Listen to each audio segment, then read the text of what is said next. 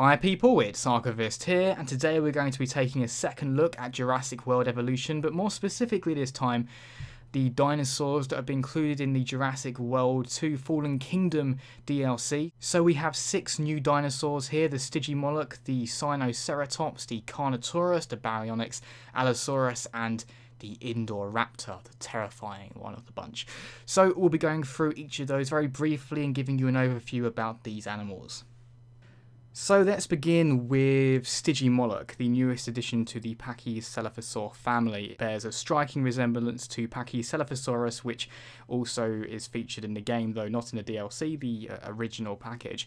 Now, a common misconception with these dinosaurs is that they would butt heads with each other effectively for the right to mate. And although they would, definitely use their hardened skulls to bash into other members of the herd, it wouldn't actually typically be between the skulls of the dinosaurs. They would more intelligently use the skull to, say, butt into their stomach, which would inflict more damage and cause the other male to back down far quicker, which I think makes a lot more sense when you think about it. Why would you butt heads straight into the other dinosaur's also strongest part? You would instead go for the weaker part. But it being a blunt object, although it could cause serious damage, it wouldn't in most cases be lethal. Also, separating the Stygimoloch from the Pachycephalosaurus are the horns that surround the head, which mostly an elaborate display for the purposes of winning the right to mate. It lived during the late Cretaceous and was hunted by the likes of Tyrannosaurus rex, and it measured at about 10 feet long and bore, obviously, that thick skull. In my personal opinion, not the most exciting dinosaur to feature in the DLC pack, but hey, it's another dinosaur.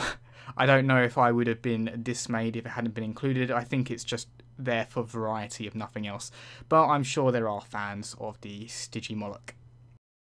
Next, we have Allosaurus. It's arguably one of the most well-known Jurassic predators, known to grow to about 28 feet on average and reaching up to 12 to 13 meters. It has those famous crests above its eyes that glow red. It didn't actually have the most powerful bite force, but instead relied on a hatchet movement from its mouth, causing massive bleeding to its prey. And when you're taking down giant sauropods, or even likes of Stegosaurus, it's not always practical to want to go for the blunt approach like Tyrannosaurus might have done, where it used sheer power to just grind the bones of its enemies.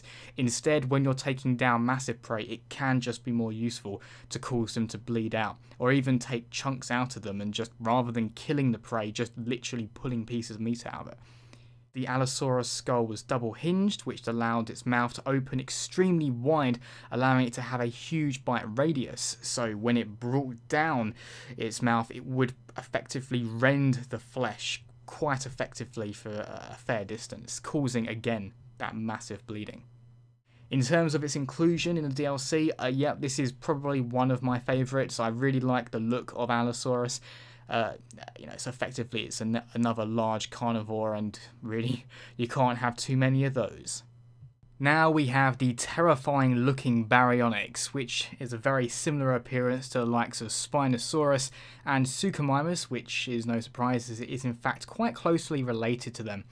This was a fish-eating dinosaur. If it's hunted anything really like Spinosaurus, it actually had small holes in its snout that allowed it to sense very subtle vibrations in the water as fish swam past. It would then use that to pounce on the fish, pull them onto the ground, and then claw at the fish, killing them with its rather, long arms for a theropod. And also, again, looking at those long arms, because they were so large, it would spend, almost like a 50-50 balance, whether it was running on 2 legs or on all 4s. Baryonyx was about 6.6 to 10 meters long and around 9 foot tall. So, yes, a large predator that you certainly wouldn't want to come face to face with. It lived during the early Cretaceous, and that was about 125 million years ago. In terms of its inclusion in the DLC, well, my opinion is that it looks so similar to a Suchomimus that I'm not massively blown away by it. But then again, I enjoyed the Baryonyx scene so much in the film that I'm quite happy it's here.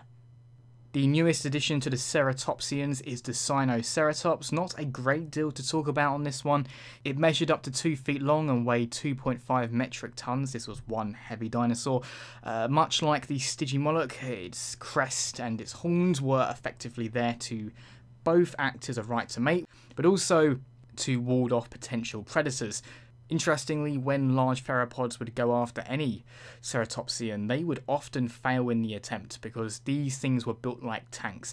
It's like the perfect example of a biological arms race where even though predators were getting larger and larger, so were the herbivores, and adapting in a way that is utterly incredible and, couldn't be possible without dinosaurs being around for so long and given that time to evolve. Carnotaurus. It literally means meat-eating bull. How absolutely terrifying, but the name can't compare to the visuals of this vicious-looking dinosaur. And although you do have those intimidating-looking horns coming over the tops of its eyes, to counter that, you have some rather comically small arms. Now, theropods, particularly like Carnotaurus, where its greatest weapon was of course its jaws, don't have much of a need for long, vicious arms, kind of similar to likes of Tyrannosaurus Rex. And to be honest, where you have these very heavy skulls, if the arms were too large, you would effectively see these creatures tip over. Speaking of the skull, it had a very bizarre one among dinosaurs.